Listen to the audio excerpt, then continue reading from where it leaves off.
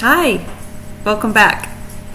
It's great to see you back here, and we are going to continue on as we continue to look at career development and exploring our career success.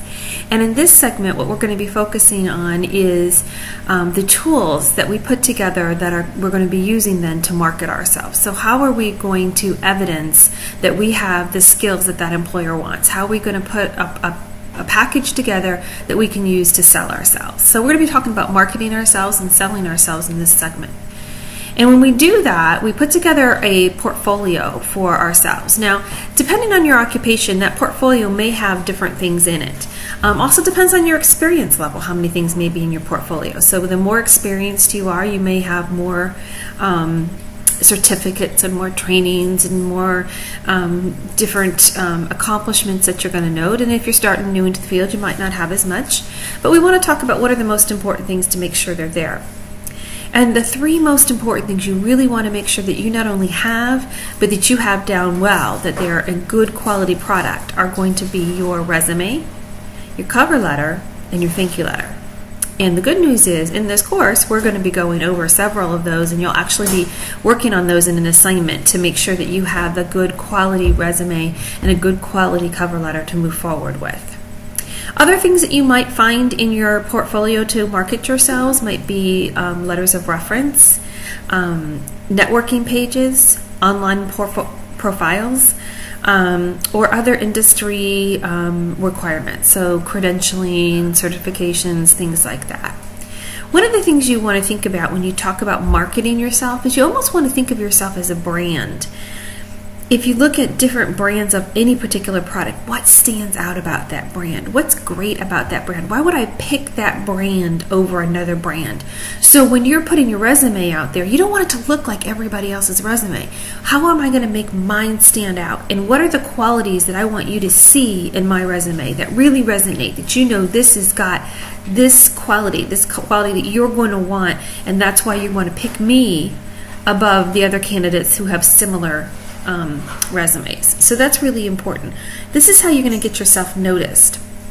So if you have special assets, special skills, something you really, just an energy that you bring forward, this is how you're really going to market that so that employer sees you and you stand out above the rest. So you want to remember that. We're not just recording things you've done, but selling yourself. Why would I pick you over somebody else? Your resume is your opportunity to show off who you are and what you have to offer that company. You really want not only to show what you've accomplished, but convince that company that what you've accomplished is going to help them. So this is your opportunity to shine. It is imperative that it is done correctly. Please don't have spelling errors in it. If you've got some kind of weird, funky email address, change it. Get one for resumes that's clean. Shouldn't have anything in it that's distracting to the employer or making them wonder about things. Make sure you have the correct address, the correct phone number. There's no spelling errors, that this is done correctly. Now the good news is we will be doing an assignment and we'll be going through your resume and we're going to be helping you. But you're going to need to update that as you go. And need to make sure above all that you realize that is your centerpiece. That's what you're using to sell yourself. That's what you're using to show who you are. So take pride in that resume. Because if you don't take pride in your resume, your employer's not going to. They're not going to take the time. That is, if that's your best work and it ain't very good, why would they move you forward? Keep that in mind. Your resume needs to be simple. It needs to be clear, and it needs to be direct of what you have and what you have to offer. And there's a lot of different styles. And I would encourage you, Google them, play with them. Your book has a lot of great examples. So really depending on your field, depending on your occupation, may determine which resume style is the best for you. So there's not one hard, fast thing that says this is what you have to do. And a lot of it may be determined on your amount of experiences. So what are you highlighting? Your skills, or the experiences you have that evidence those skills. So that may be different as to what you pick too. So don't feel that you have to have a set style, but it does have to be correct. So there are a couple standard styles that we we frequently see, rather. And one of those is the reverse chronological. Now, this is a mistake I've seen a lot of resumes. In a reverse chronological, your most recent events are on top. So you're going to go from most recent to less recent, not from when I started the workplace to back. You want what the first thing that employer sees is your most recent work events. That's what's most telling of the skills that you have developed. So if you started out in the workforce working, taking groceries to people's cars, that's a great skill. But over 10 years, you've accomplished more skills. You don't want the first thing they see is that you are taking a grocery store attendant. You need to be aware of that and how you do that. So putting your most recent on the top.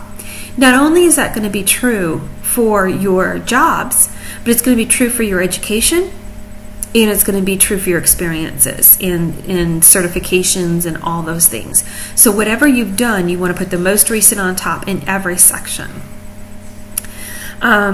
And this is a very popular style, and it's pretty transferable. So regardless of where you're at, it has a lot to do with that. Another one's called a functional resume, and this style highlights skills over the depth of experience. And again, there are some examples in your textbooks which you can use. You can also pull some up online. And this is usually is a pretty good thing, and it's really good for those candidates who have a lot more like internships and experiences and other stuff, but don't have as much work experience. So we don't have so much to list there, but we want to show you how I've acquired those skills functionally through these other activities. So that's another option for those of you that are newer to the workforce. And a third style is really a combination of both. So it's going to show my work things in chronological order and reverse order. I've got some good experience, but I'm also going to show you my skills because it's not all real clear there. So we want to make sure you have that. An alternative to a resume is a curriculum vitae. Curriculum vitaes are usually more detailed than a resume, typically a little bit longer. They're also in reverse order, and they're going to be highlighting things that you have done. This is what often used for doctors, professors, scientists, people in publications. What you're going to see in the CV that you won't see in the resume frequently are going to be things like courses that were taught, courses that were developed, books or publications that you have put out there. So it's going to be accomplishments that are going to be more like, articles that you've written, books that you've written, seminars that you consulted on, that kind of thing. So if you have a lot of that kind of more educational or more research-oriented experiences, then the CV may be a better choice for you than a resume. Something else that you might see is going to be a biography. Biographies typically are going to be used for like public figures or celebrities or things like that are really going to kind of highlight, these are the things that I did, these are the things they featured in, these are the things that I was involved in. So it's a little bit less of the practical skills, but saying you can check out my talents or these things I've accomplished in these kind of settings. So that's another alternative. So those are all options, and again, you just want to find the one that's right for you. So what needs to be in a resume? What do we need to put in a resume? Again, please use your textbook, look at that, get online. There's a ton of really great examples, but make sure that you're reviewing it and it highlights and it captures what you want it to capture. You absolutely need to have your contact information. I'm not kidding when I tell you I've seen more than one resume where they didn't have contact information. How am I going to get hold of you? It doesn't even make sense. And yet it happens. So contact information, current contact information, education, showing us, especially in those particular jobs that may have an education requirement, but definitely highlighting your education, your experiences, your assets, the any certifications or special skills that you come to the workplace with that are relevant or necessary. And then also highlighting any accomplishments that you had. So you're saying, not only do I have these skills, but I can show you how I've used them successfully. I can show you that I've gotten these awards or these accomplishments or finished these tasks, and that demonstrates how good my skills are. It is important that you're truthful. If you're not truthful for an employer and they find that out, that is certainly a reason why they would not want to keep you on their team.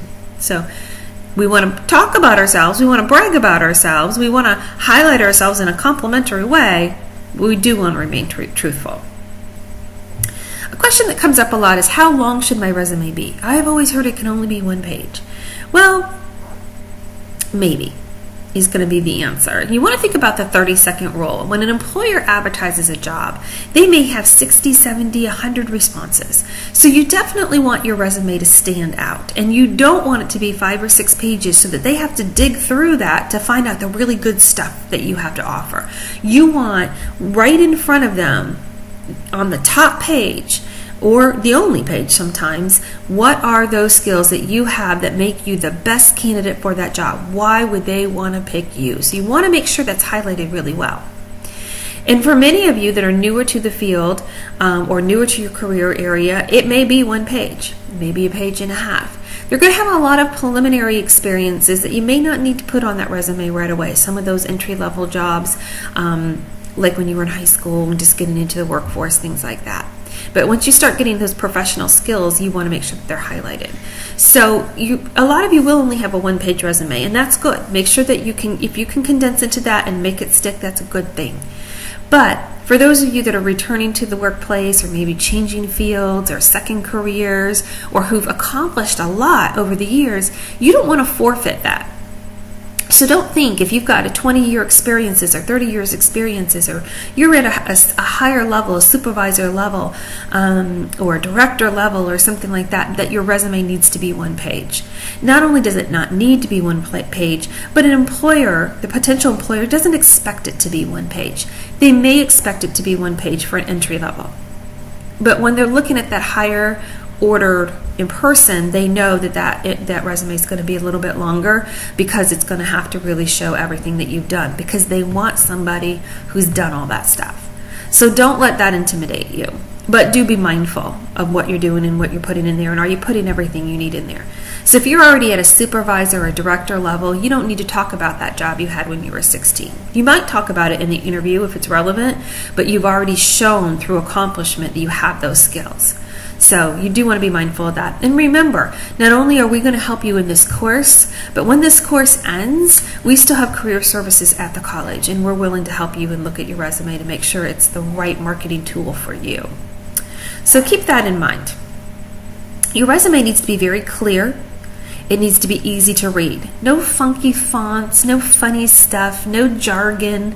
Very clear and easy to read and easy on the eyes. Not confusing, not any kind of funky design on there. Because again, the employer is going to look at it very quickly, and many of them are going to be used online. And so all that funky little designs that you put in there and that fun stuff, it's just frustrating to the eye when we're viewing it online. So you want it to be clear and direct. And when you save your resume, make sure that you're being mindful of that too. It should say something like your name and resume, not something like I hate this job, or how are you saving it? What does it look like when you save it? You know what I mean? Your name, resume, marketing, your name, resume, education, whatever that is. Make sure it tells them who you are. So if they need to save, they need to find it in their saved documents. And that it is very clear, so they're able to pull it up and find it, and there's no weird, a whole bunch of funky letters and numbers. They won't know what that is, not if they're looking for it later. So be very clear about that. Typically, in today's workforce, resumes need to be in Word format and in PDF. You want to have both available to you, and then you want to see what the venue is that your employer wants. Most resumes these days are uploaded, or they're an attachment. But you still want to bring a printed copy of your resume when you go for that interview. But saving it as a PDF, unless it is a format that only allows for Word attachments, is going to be very helpful in getting that job, because that's what the majority of workplaces will be looking for right now. So you're going to design it, but you don't all want it what's in your hand. Obviously, we're going to be making sure we have multiple copies in multiple different venues. One thing that you might want to keep in mind, and is a good idea, is to start with a master resume. And that master resume is your target general resume.